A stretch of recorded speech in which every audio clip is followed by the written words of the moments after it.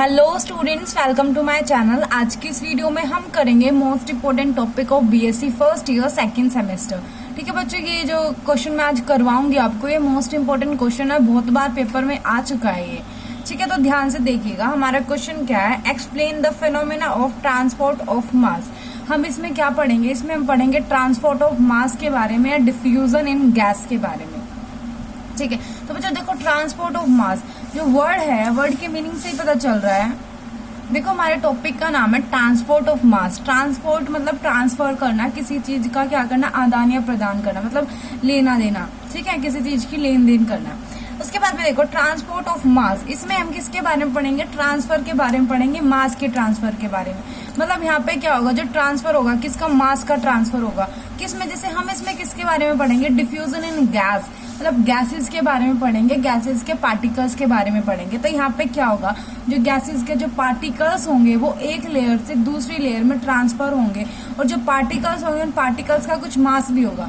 ठीक है, तो गैसेस के पार्टिकल्स मूव करेंगे, उसके साथ साथ उसका मास भी क्या करेगा, मूव करेगा। तो उसको हम क्या बोलेंगे, ट्रांसपोर्ट ऑफ मास। ठीक है, तो बच्चों देखिए, हमारे पास क्या है, consider of mass of gas consist of layer number of molecule, consist number of large number of molecules layers. ठीक है, हमारे पास एक लेयर है, हमने सपोज किया हमारे पास ये एक लेयर है, इसमें n नंबर ऑफ पार्टिकल्स है, 1 2 3 4 5 6 7 8 9 10 ऐसे चलते चलते n नंबर ऑफ पार्टिकल्स है हमारे पास एक लेयर के अंदर। ठीक है, तो इसमें क्या बोला है कि जो लेयर है उससे क्या होगा, ट्रांसफर होगा। देखो मैं आपको दिखाती हूँ, हमने सपोज किया हमारे पास ये एक लेयर है। ठीक है, एक इसकी एक गैसियस लेयर है। ठीक है, लार्ज नंबर ऑफ मॉलिक्यूल्स है इसमें, हमने सपोज किया इसमें n नंबर ऑफ मॉलिक्यूल्स है, 1 2 3 4 5 6 और n टर्म्स तक जा रहे हैं वो। ठीक है, और हमारे पास क्या है, एक और लेयर है। ठीक है, जो ये लेयर है हमने कंसीडर किया कि हमारे पास टू गैसेस जो पैरेलल गैस लेयर्स है, having molecular concentration. Molecular concentration क्या होती है, सबसे पहले तो ये बात देखो आप, number of molecules per unit volume. Number of molecules per unit volume क्या होता है, वो होता है मोलिकुलर कंसंट्रेशन। ठीक है, जो number of molecules per unit volume क्या करेंगे, ट्रांसफर करेंगे या मूव करेंगे, तो उसको हम क्या बोलेंगे, मोलिकुलर कंसंट्रेशन होती है वो किसकी, मोलिक्यूल्स की। तो हमने सपोज किया जो ये लेयर फर्स्ट है इसकी मोलिकुलर कंसंट्रेशन n+dn है, और जो ये दूसरी है इसका हमने जो मोलिकुलर कंसंट्रेशन है वो n मान ली। अच्छा देखो, इसमें सिंपल सी बात क्या करनी है, आप इसको ज्यादा मतलब मुश्किल मत समझना। इसमें सिर्फ क्या है, इसमें सिर्फ ये बोला है कि भाई क्या पढ़ना है, हमें ट्रांसपोर्ट ऑफ मास करना है। ट्रांसपोर्ट ऑफ मास किस में करना है भाई, ये मान लिया हमने लेयर एक है, मतलब ए लेयर ले लिया हमने, भाई ये लेयर है ये। ठीक है, गैसेस लेयर है, इसमें बहुत सारे पार्टिकल्स है। दूसरी लेयर है, इसमें बहुत सारे पार्टिकल है, इसकी मोलिकुलर कंसंट्रेशन n+dn है, और इसकी मोलिकुलर कंसंट्रेशन कितने है, इसकी मोलिकुलर कंसंट्रेशन n हमने सपोज कर रखे। ठीक है, और जो इसके बीच का डिस्टेंस है वो कितना है, इसके बीच का डिस्टेंस है dy। कितना डिस्टेंस है इसके बीच का डिस्टेंस, dy। इतनी बात क्लियर। उसके बाद में बच्चों देखो, हमें ये तो पता चल गया कि जो ट्रांसपोर्ट ऑफ मास का मतलब क्या है, कि जो मास है उसका ट्रांसफर होगा। बट हमें ये पता होना चाहिए कि मास का कितना ट्रांसफर होगा, मतलब कितने नंबर ऑफ मॉलिक्यूल्स यहाँ से यहाँ जाएंगे, ट्रांसफर होंगे। जैसे n नंबर ऑफ मॉलिक्यूल्स है, हमें पता होना चाहिए ना कि 1 मोलिकुलर ट्रांसफर होगा, या 5 मोलिकुलर ट्रांसफर हो गए, या 10 मोलिकुलर ट्रांसफर हो गए, या n नंबर ऑफ पार्टिकल्स है वो क्या हो जाएंगे, ट्रांसफर हो जाएंगे। इसके लिए भी हमारे पास एक फॉर्मूला होता है, हमारे पास होता है कॉन्सेंट्रेशन ग्रेडियंट। कंसंट्रेशन ग्रेडियंट हमें क्या बताता है कि कितने नंबर ऑफ जो पार्टिकल्स होंगे वो होंगे, मतलब कितने नंबर ऑफ जो गैस मोलिक्यूल्स होंगे, सॉरी पार्टिकल्स से गैस मोलिक्यूल्स या गैस पार्टिकल्स होंगे वो क्या करेंगे, ट्रांसफर होंगे। ठीक है, देखो हमारे पास कोई भी गैस मोलिक्यूल्स है उसका कुछ मास है, यहाँ पे जो कुछ गैस मोलिक्यूल्स है उसका कुछ मास है, मतलब गैस मोलिक्यूल्स ट्रांसफर होंगे, मोलिक्यूल्स के साथ साथ क्या होगा, मास ट्रांसफर होगा।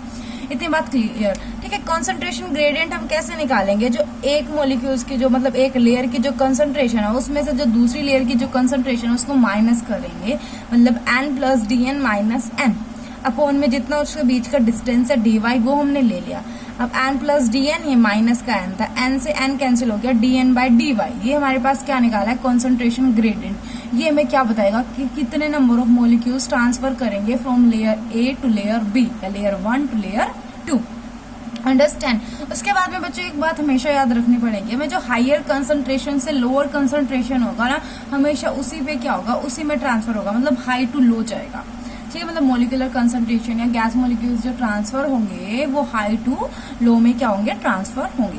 इसके बाद में देखो, अब number of molecules flowing per unit area from layer A to layer B. मतलब भाई नंबर ऑफ मॉलिक्यूल्स जो क्या करेंगे, फ्लोइंग करेंगे per unit area from layer 1 to layer B. मतलब लेयर 1 से लेयर 2 या लेयर 1 से लेयर बी में जो आएंगे वो क्या हो जाएगा, जो एन तो हमने मान लिया नंबर ऑफ मॉलिक्यूल्स जो आएंगे, कैपिटल एन हमने सपोज किया, जो कैपिटल एन होंगे उतने नंबर ऑफ मॉलिक्यूल्स क्या होंगे, ट्रांसफर हो गए।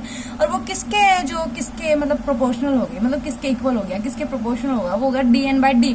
जो हमारी कॉन्सेंट्रेशन ग्रेडियंट है, मतलब अकॉर्डिंग टू कॉन्सेंट्रेशन ग्रेडियंट हम पता चल सकता है ना कि कितने नंबर ऑफ पार्टिकल्स होंगे, कितने number of gas molecules transfer हो रहे हैं। ठीक है, तो जितने हो रहे हैं वो उसके जो कॉन्सेंट्रेशन ग्रेडियंट है उसके क्या होगी, प्रोपोर्शनल होगी। इतनी बात क्लियर। उसके बाद में देखो, प्रोपोर्शनलिटी का जब हम साइन हटाते हैं तो हमारे पास कुछ कांस्टेंट आता है। जो कांस्टेंट आया है उसको हमने बोला कि वो कांस्टेंट d है, n is equals to d dn by dy।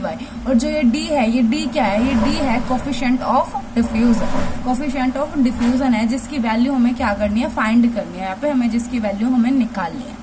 इतनी बात क्लियर होगी बच्चे। ये थोड़ा सा बेसिक था, वीडियोस थोड़ी लंबी हो सकती है बट आपको क्लियर होना चाहिए कि वीडियो के अंदर हमें पढ़ना क्या है, मतलब हमारा टॉपिक क्या है, हमें पढ़ना क्या है इसके बारे में।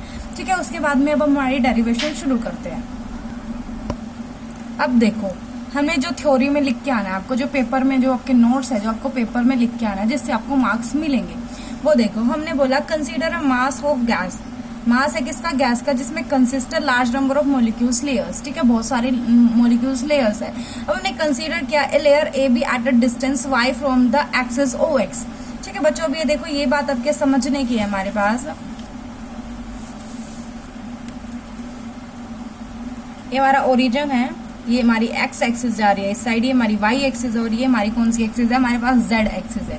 ये क्या बोल रहा है भाई, ओ एक्स से हमारे पास लेयर्स है, ओ एक्स से हमारे पास क्या है, लेयर्स है। हमारे पास हमारी एक लेयर है ए बी, हमारे पास हमारी एक लेयर कौन सी है, हमारे पास एक लेयर है हमारी ए बी, हमारे पास हमारी एक लेयर है ए बी, मतलब एक गैसेस लेयर है। ठीक है, देखो बच्चों, ये गैस की लेयर है, ये ओ एक्स इसके पैरेलल है, ओ एक्स के पैरेलल है। ये हमारी कौन सी लेयर होगी, ए बी हमारे पास हमारी लेयर होगी। इसके ऊपर हम एक लेयर कंसीडर करते हैं और इसके नीचे हम एक लेयर कंसीडर करते हैं। हमने सपोज किया हमारे पास एक लेयर हो रही है, ये है सी डी, और जो इसके ऊपर है हमारे पास ये लेयर कौन सी है, ई एफ। इसका मतलब क्या है, जो ए बी से जो ऊपर लेयर है उसको हमने माना ई एफ, और जो ए बी से नीचे लेयर है उससे हमने माना क्या है, सी डी। ठीक है, उसके बाद में बच्चों देखो, जो ए बी से इसका डिस्टेंस होगा वो कितना है, इसका डिस्टेंस है लैम्डा। ठीक है, और जो ए बी से सी डी का डिस्टेंस है वो भी कितना है, लैम्डा। लेकिन जो ओ एक्स एक्सिस है, जो हमारे पास ओ एक्स एक्सिस है, जिसके पैरेलल ये तीनों एक्सिस है, उसका ए बी से जो डिस्टेंस होगा, इससे नहीं, जो उससे ए बी का जो इसका डिस्टेंस होगा वो हमने कितना माना, वाई हमारे पास ये डिस्टेंस है। इतनी बात क्लियर। अब जो आपने ये बनाया है इसी को सिर्फ आपको थ्योरेटिकल पोर्शन में लिखना है। यहाँ पे आप लोग देखिए, इसने क्या बोला है, consider a layer A B at a distance y from the axis O X. हमने कंसीडर की एक जो हमारी लेयर है ए बी, वो कितने डिस्टेंस पे है, y डिस्टेंस पे है। ठीक है, इतनी बात क्लियर हो गई होगी आपको। उसके बाद में let the layer C D and E B at a distance lambda, at a distance lambda below and above from the layer A B. इतनी बात क्लियर। ए बी से ऊपर जो है ई एफ है, ए बी से नीचे क्या है, सी डी है, उनका डिस्टेंस जो बीच में वो लैम्डा है। ठीक है, उसके बाद में देखो, let the concentration of the molecules that is number of molecules per unit volume increase as we go from C D to E F. ठीक है, सी डी से ई एफ जा रहे हैं, हम नंबर ऑफ मॉलिक्यूल्स क्या कर रहे हैं, इंक्रीज कर रहे हैं। ठीक है, देखो नंबर ऑफ मॉलिक्यूल्स इंक्रीज कर रहे हैं क्योंकि आपको पता है जो मॉलिक्यूलर कंसंट्रेशन होगी वो हाई टू लो फ्लो करेगी। ठीक है, तो ई एफ से जो होगा हम सी डी की तरफ नीचे की तरफ आएंगे। ठीक है, उसके बाद में concentration of molecular in layer A B is greater than the concentration in layer C D below it and the concentration molecules in layer E F is greater than the concentration in the layer A B above it. सबसे main बात क्या है, जो E F है उसकी concentration सबसे ज्यादा होगी, उससे कम ए बी की होगी और उससे कम किसकी होगी, सी डी की होगी। जो जितना ऊपर हो है, मतलब जो ई एफ है उसकी कंसंट्रेशन ज्यादा है, उसके बाद में ए बी की है, उसके बाद में किसकी है, सी डी की है।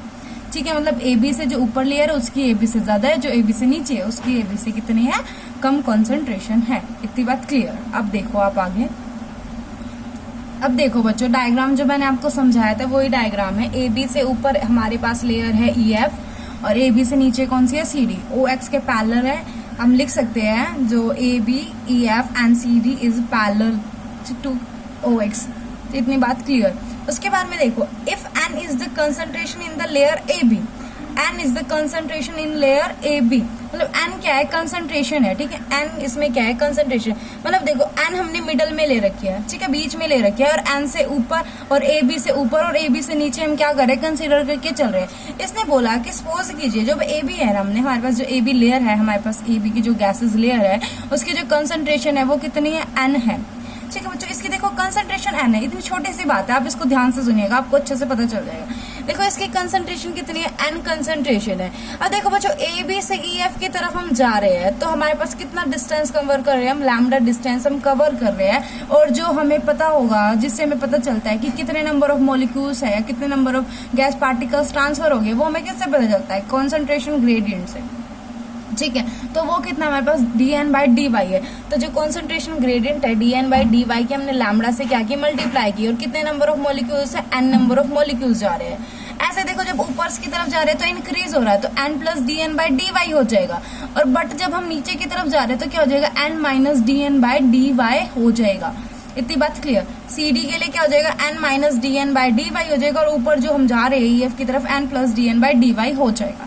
इतनी बात क्लियर हो जाएगी आपको, ठीक है। अब हम लिखेंगे जो मेथोडिकल पोर्शन लिखना है, if n is concentration in the layer A B and dN/dy is the rate of change of concentration with distance. अब देखो बच्चों dN/dy है, ये क्या है, rate of change of concentration ही है ना, विद डिस्टेंस, ठीक है। इसको हम डिफाइन कर सकते हैं, आप अलग से भी लिख सकते हो कि dN/dy is equals to change of concentration with distance, ठीक है। Then the concentration of the layer EF की जो कंसंट्रेशन होगी वो मैंने आपको समझाया, n + dN/dy लैम्डा हो जाएगी। इतनी बात क्लियर। ऐसे जो कंसंट्रेशन जो CD की होगी, जो AB से नीचे है, उसकी कितनी हो जाएगी, n - dN/dy लैम्डा हमारे पास हो जाएगी, ठीक है। उसके बाद में देखिए, now number of molecules come from EF and cross the layer AB downwards पर यूनिट एरिया पर सेकेंड। अब क्या हो गया भाई, EF से जो नीचे की तरफ आ रहे हैं, मैंने बताया ना हायर कंसंट्रेशन से लोअर कंसंट्रेशन की तरफ ही मूव कर रहे हैं वो, ठीक है। तो ऊपर से नीचे की तरफ अब क्या करेंगे, मूव करके आएंगे।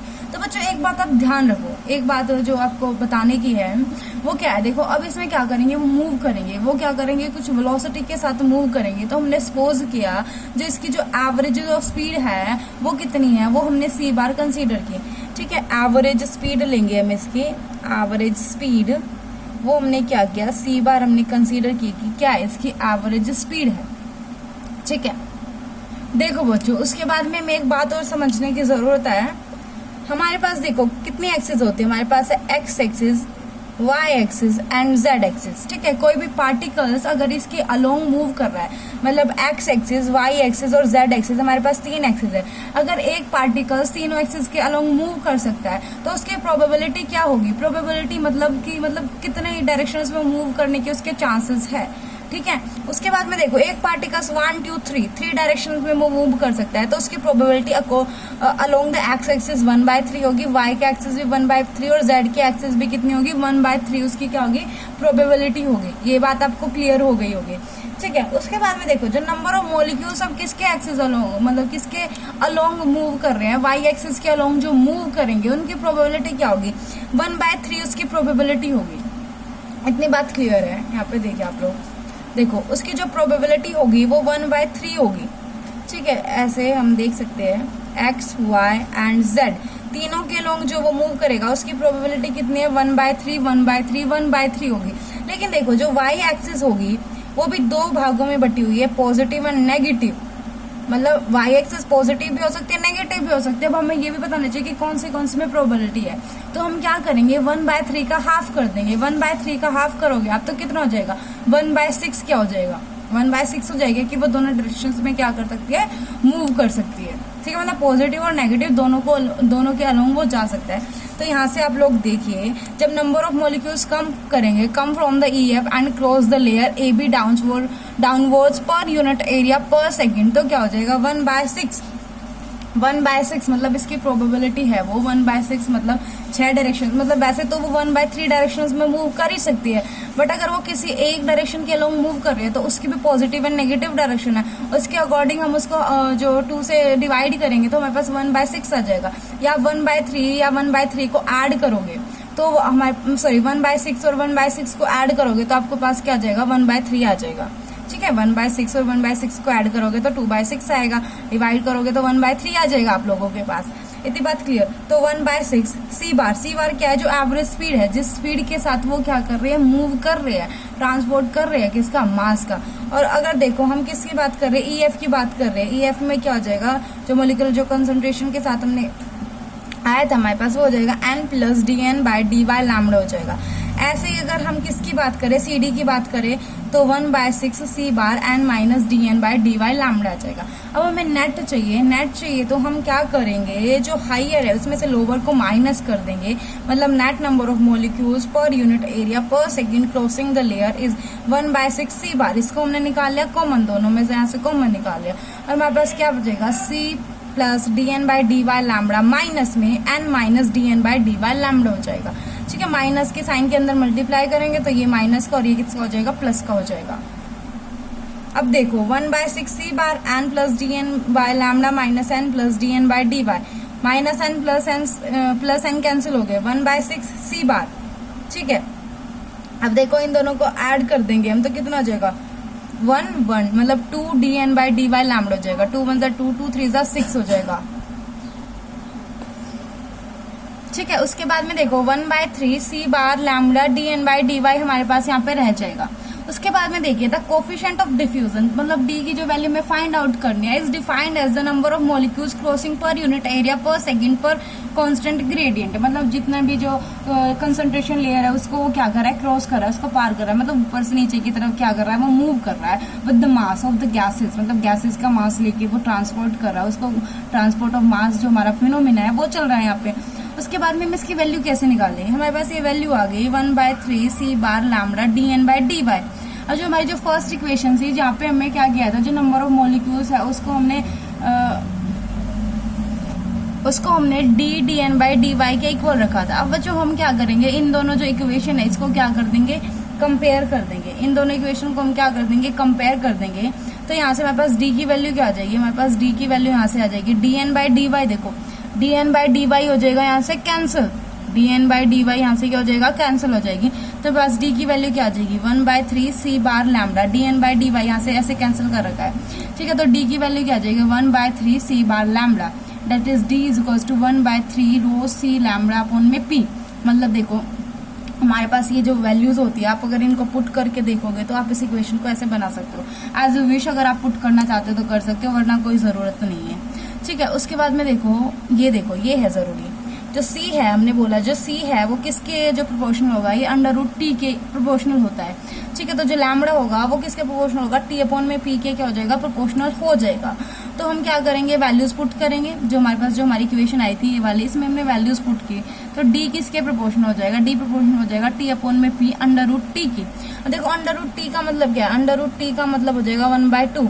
अब इसकी जो वो है मतलब पावर 1 है और इसकी कितनी 1/2 है, प्लस में 1, तो कितना हो जाएगा 3/2 हमारे पास इसकी पावर बन जाएगी। इसको ऊपर लेके आएंगे तो माइनस की हो जाएगी पावर p की, और इसकी t की 3/2 बन जाएगी, और d किसके प्रोपोर्शनल हो जाएगा, t⁻³ अपॉन में p के। ठीक है, hence the coefficient of diffusion is directly proportional to t3⁻², मतलब t की पावर 3/2 हो जाएगी, और 2 क्या होगा, एब्सोल्यूट टेम्परेचर होगा, एंड इनवर्सली प्रोपोर्शनल किसके, p के ऑफ द गैस का। तो ये जो हमारी इंपॉर्टेंट डेरिवेशन थी ट्रांसपोर्ट ऑफ मास की, वो कंप्लीट हो जाती है। आई होप आपको ये वीडियो अच्छी लगी होगी, और अगर आप इसका यहीं से स्क्रीनशॉट ले लेना, और अगर आपको PDF चाहिए तो आप मेरे को कमेंट सेक्शन में बता देना, मैं टेलीग्राम पे आपकी PDF जो अपलोड कर दूंगी। अगर आपको वीडियो अच्छी लगी हो तो प्लीज़ शेयर कर देना, लाइक कर देना, और मेरे चैनल को सब्सक्राइब करना मत भूलना। Thanks for watching.